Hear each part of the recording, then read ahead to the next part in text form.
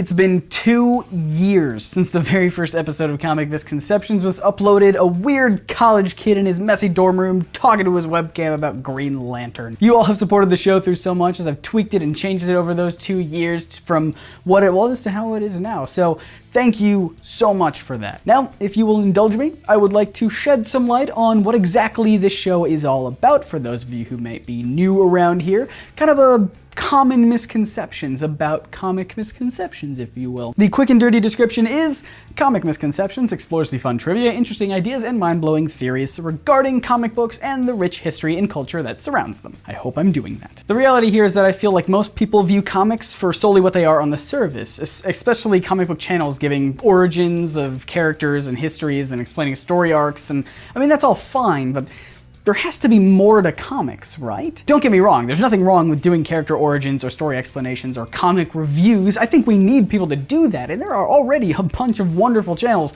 that do, but I don't necessarily want to be one of those. It's in my nature to be an overthinker, to learn as much as I possibly can, but not necessarily about comic books. I don't actually read that many comic books, especially if they don't pertain to a video that I'm currently researching. Blasphemy! I know. Instead, I spend a lot of my time watching shows like Vsauce and Idea Channel and Brain Games and listening to podcasts like Radiolab, 99% Invisible, and Reasonably Sound. That's 2 Mike Rugnetta shows for those of you playing at home. I just like learning about stuff. Anything and everything can be interesting if it's given the right spin for the right audience. Like how game theory can talk about physics, economics, and technology through the lens of video games. And that's why I like comic books. There's over 75 years of history and stories and characters, and if I think hard enough, I can find a way to relate comics to something like science and language and art and psychology and culture and history and whatever. And little by little, I've been trying to introduce that sort of stuff, and man, you guys seem to love it just as much as I do. But again, there's nothing wrong with looking at the comics themselves to see what they present us. I often do videos where I try to answer specific questions about characters,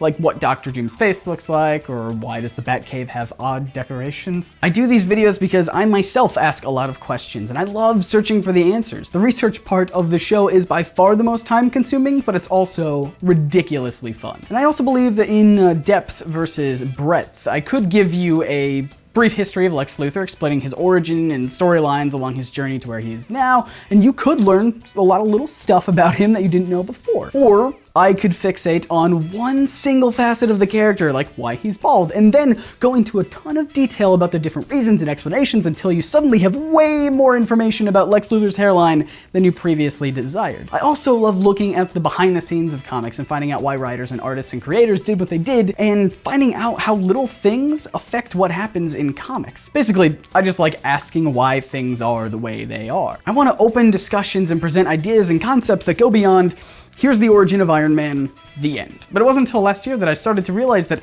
I could make the videos that I want to make instead of just the ones that were expected of me as a comic book channel. And that's why the show has changed a lot. I want to make sure that every video has a purpose and a value that no other channel has been able to present in the way that I want to present it. And I want to make sure that I'm not just saying facts and calling it a day, but that I'm asking a question and or starting a conversation that I genuinely feel is worth asking or starting. And I also want to promote the idea to not have our videos be the stopping place when you're looking for information. I actually want the exact opposite. I want you to watch a video about something that you didn't even know that you wanted to learn about, and then ask a lot of questions and do your own follow-up research about it. And that's why I work so hard to put as many sources as I can in the descriptions of each video, so you can see where I got the info from, and so you can have a place to start when you want to explore a topic a little bit further on your own terms. In summation, if you subscribe to this channel wanting character origins and list videos and story arc explanations, have you heard of Variant or Comic Historian for that sort of stuff?